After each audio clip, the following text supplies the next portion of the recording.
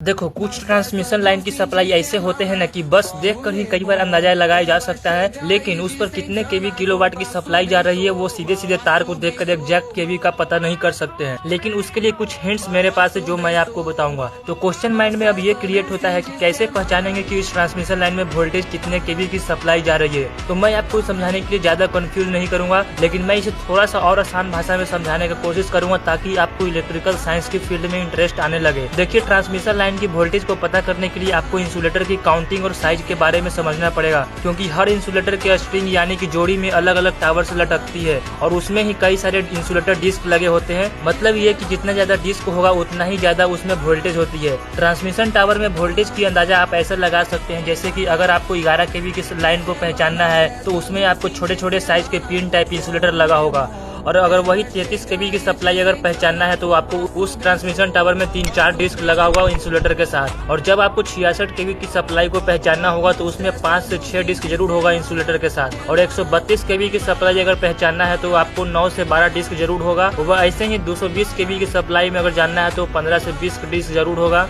और सबसे heavy supply 400 केवी की, उसमें आपको 20 से 25 डिस्क इंसुलेटर जरूर रहेगा। फिर एक 765 केवी की सप्लाई आता है, उसमें भी 30 से प्लस ज्यादा होगा डिस्क।